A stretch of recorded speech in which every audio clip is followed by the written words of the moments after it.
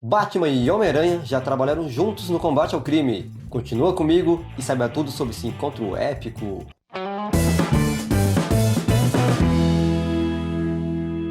Fala galera do Recomics TV! Sim, por 2 vezes o Batman e o Homem-Aranha já trabalham juntos nos quadrinhos. Olha, e não enfrentaram pouquinho a coisa não, hein?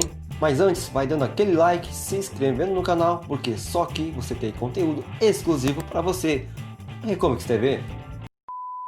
Escrito por DeMatteis e desenhado por Mark Bagley, Homem-Aranha e Batman, Mentes Desequilibradas, publicada em 95 pela Marvel Comics, parte da premissa que uma psicóloga inventa um chip de controle mental, uma cura biotécnica para a insanidade, como afirma sua criadora, ou uma lobotomia computadorizada, como acusa a Dra. Kafka.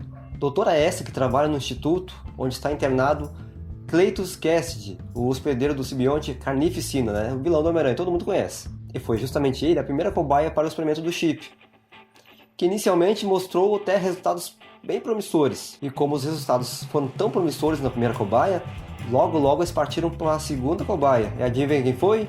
Sim, foi o Coringa. Mas quando tudo parece que está indo bem, aí que a coisa desanda mesmo. O simbionte do Carnificina ele consegue de alguma forma tirar o chip do cérebro do seu hospedeiro e também consegue libertar o Coringa. Então os dois fogem e adivinha, saem matando geral. Então cabe a Homem-Aranha e Batman unir forças para combater esses dois aí. Mas não pense que o começo foi fácil para os heróis não, hein? Enquanto os dois tentam se entender, o Carnificina logo percebe também que foi um tremendo erro ter libertado o Coringa. Pois ele apenas queria um pouco de sangue, digamos assim, né? E o Coringa tinha o plano de botar veneno em caixas para ser distribuído em presentes no Natal para as crianças. Então, com pensamentos bem diferentes, logo não demorou para eles dois se separarem também. Após o racha entre os vilões, rola aquela famosa treta entre vilões e mocinhos, né? No qual o Batman acaba derrotando o Carnificina e o Homem-Aranha derrota o Coringa. E vem, todo mundo vive feliz para sempre, aperta as mãos, coisa e tal. Mas calma aí, que não é só isso não. A história, por mais que pareça simples, o roteiro é muito bem escrito. DeMatteis ele consegue captar bem a essência dos personagens, que até parecem ser fáceis de trabalhar, mas não são não. Pois ao contrário do que você imagina, o que torna eles heróis não é exatamente um sentimento de honra ou de responsabilidade, como vocês podem estar pensando. O que faz deles o que são exatamente é a questão do trauma e o sentimento de culpa que ambos têm. O Homem-Aranha pela morte do tio Ben, da Gwen e de todo mundo que morreu em volta dele, e do Batman pela morte dos pais. Então ambos, por mais que se esforcem e tenham habilidades, eles jamais vão mudar o que aconteceu no passado, então isso acaba atrapalhando muito. E graças a essa complexidade do lado psicológico é que ambos percebem o quê? Que eles têm mais em comum do que imaginavam no começo. E com os vilões acontece exatamente o inverso. No começo eles pareciam que tinham tanta coisa em comum, né? O Coringa servindo de ídolo para o Carnificina por ser um assassino, mas depois logo percebem que eles são totalmente diferentes. Essa questão é tão nítida do lado psicológico que o DeMatteis ele reservou uma página inteira para cada um para que a gente possa compreender a essência de cada personagem. Amor. Essa é a palavra-chave. Se a tia May e o tio Ben não tivessem me acolhido quando meus pais morreram, me dando amor e apoio, eu teria virado um homem amargo, rancoroso, duro. Mesmo depois daquela noite, quando deixei o ladrão escapar, sem imaginar que ele ia entrar na nossa casa e matar o tio Ben, eu não me entreguei ao desespero. Não pude. Eu tinha May como exemplo. Ela se agarrou à esperança. A sua crença de que, por mais que curta que a vida seja, por mais tragédias que enfrentemos, enquanto tivermos família, pessoas que amamos, a vida vale a pena. Eu rezo para que tanto Peter Parker quanto o Aranha sigam o exemplo dela. Deus o abençoe, Alfred.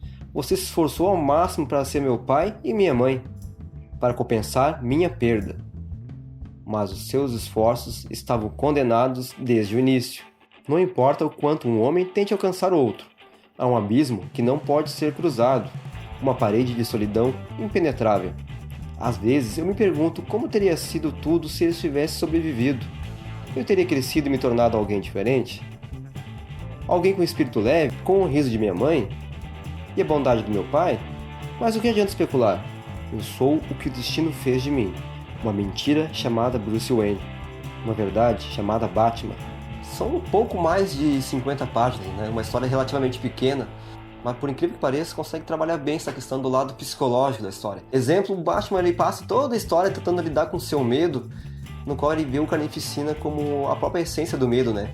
Então, após ele conseguir superar essa visão do Carnificina e ver que ele é apenas um homem, um simples homem fracassado, ele consegue então perceber que esse trauma que ele tem o torna mais forte, né?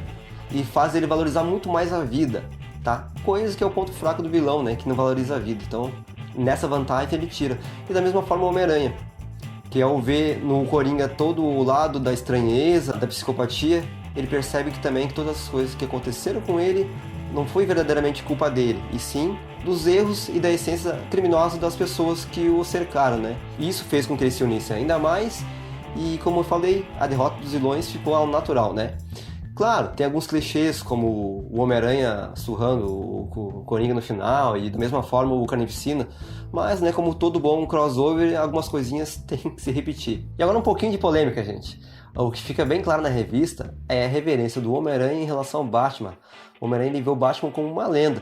E sabe que isso também pode ser visto também do lado dos vilões também, no qual o Carnificina ele praticamente idolatra o Coringa. E isso foi uma das coisas que fez ele libertar o Coringa. É fácil definir isso como um certo respeito da Marvel em relação a DC, como se ela aceitasse que a DC é mais icônica, até por ser mais antiga, né? Então, quero ver você o que você acha sobre isso, hein? Bem, só lancei no ar. Bem, essa primeira parte termina aqui, e se você quer ver como é a segunda parte, basta curtir o vídeo, se inscrever no canal e até a próxima, obrigado!